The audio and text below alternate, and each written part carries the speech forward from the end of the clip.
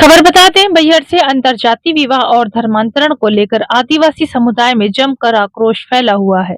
एक ऐसा ही मामला सामने आया है जहां आदिवासी युवती ने मुस्लिम युवक से शादी के लिए विशेष विवाह अधिनियम के तहत आवेदन पेश किया था। अपर कलेक्टर कार्यालय से जारी नोटिफिकेशन के बाद आदिवासी समुदाय के हजारों लोग अपर कलेक्टर कार्यालय और एसडीएम कार्यालय पहुंचे, जहां उन्होंने राष्ट्रपति के नाम ज्ञापन सौंपा है, जिसमें उन्होंने मांग की है अंतर्जातीय विवाह और धर्मांतरण पर पूरी तरीके से रोक लगाई जाए।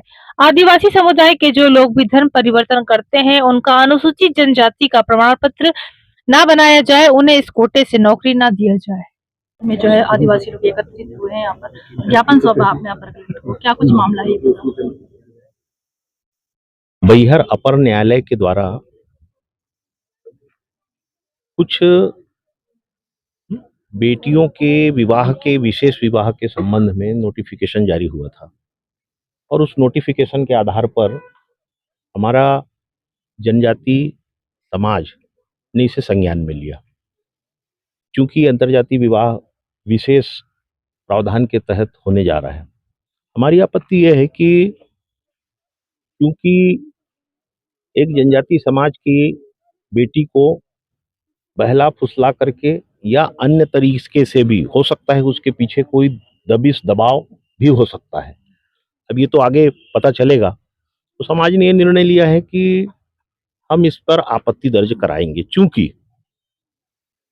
हाई कोर्ट ने भी इसके पहले मध्य प्रदेश में ही फैसला दिया है कि मुस्लिम समाज अपने शरिया कानून के तहत संचालित होता है, पर्सनल लॉ के द्वारा, और जनजाति समाज प्रकृति पूजा के साथ में मूर्ति पूजा भी करता है। तो दोनों के बीच में विवाह का होना संभव नहीं है। जस्टिस अहलूवालिया ने इस पर फैसला भी दिया था।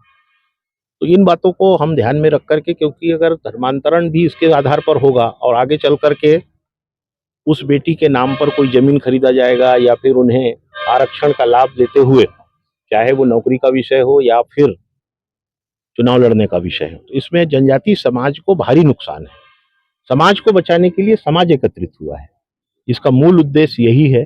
और इसीलिए आज हम सब लोग यहाँ आकर के अपनी आपत्ति वैधानिक रूप से प्रक्रिया के तहत हम लोगों ने दर्ज कराया है। क्या होगा अगर आपकी मांगे आगे पूरी नहीं हुई तो? जिन मामलों पे आपने ज्ञापन दिया, अगर वो मांगे पूरी नहीं होती तो फिर? अभी हम लोग निर्णय की प्रतीक्षा करेंगे।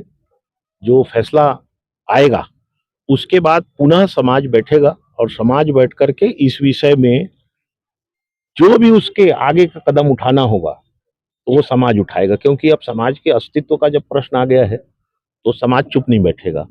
और इसीलिए हम सब लोग यहाँ पर आज इस सामाजिक दायित्व के तहत इकट्ठा हुए हैं।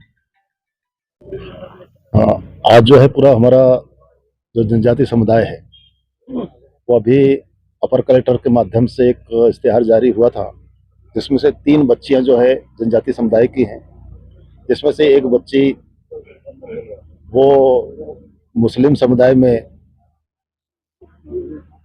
विशेष विवाह के तहत वो यहाँ पर रजिस्ट्रेशन कराकर संपत्तियों का सरकार ने आदिवासियों की संपत्ति को रोकने के लिए सब कानून लाया था। इसका एक अलग तोड़ निकाल करके इस तरह से जो हमारे साथ में जो किया जा रहा है, इसको रोकने के लिए। ऐसी क्या घटना हुई जो हजारों आदिवासियों को सड़कों पर उतरना पड़ रहा है और ज्ञापन सौंपना पड़ रहा है? कि आज हम स्पष्ट रूप से दे रहे हैं कि वो एक प्रक्रिया से, सरकारी प्रक्रिया से यहाँ पर विशेष विवाह करने जा रहे हैं। अगर विशेष विवाह नहीं करते तो ऐसे बहुत सारी लड़कियां भी गई है, लेकिन आज विशेष विवाह करने के बावजूद भी वो अगर उसको आदिवासी का दर्जा बरकरार रहता है तो निश्चित रूप से हमारे समाज को जो सुविधाएं हैं उसका वो दोहन करेंगे और हमारे समाज का नुकसान करेंगे। इसलिए समाज खड़ा हुआ है। क्या मांगे? इनकी प्रमुख मांगे यही हैं कि जो आदिवासी समुदाय के लोगों का अलग अलग धर्मों में धर्मांतरण हो रहा है, तो मुख्य रूप से ईसाई धर्म में या इस्लाम धर्म में जो भी लोग कन्वर्ट हो रहे हैं उनके जो है ट्राइबल के सर्टिफिकेट ना बनाए जाएं, क्योंकि इसकी आड़ में काफ़ी सारी धोखाधड़ी या ऐसे बहुत सारे मामले सामने आए हैं, प्रदेश स्तर पे भी और अगल बगल के प्रदेशों में भी आए हैं। और उन्होंने इसको लेकर के ज्ञापन सौंपा है। इस ज्ञापन को आगे महामहिम राष्ट्रपति जी एवं जो है गवर्नर महोदय तक पहुंचाया जाएगा।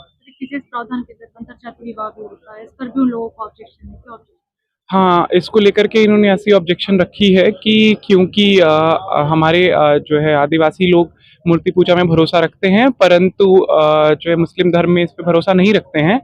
तो क्या ये विवाह होना चाहिए या इसमें कोई वैधानिक त्रुटि तो नहीं है, इसको लेकर के यहाँ पे बहुत सारे लोगों ने आज एडीएम साहब को भी एक ज्ञापन दिया है। इसको लेकर के मेरे द्वारा ये जो ज्ञापन है ये फॉरवर्ड किया जाएगा गवर्नर महोदय को और महामहिम राष्ट्रपति महोदय को। वहाँ से जो भी दिशा निर्देश मिलेंगे उनको सूचित कर दिया जाएगा और अगर कोई भी आगे अपडेट होती है तो हम सूचित करेंगे।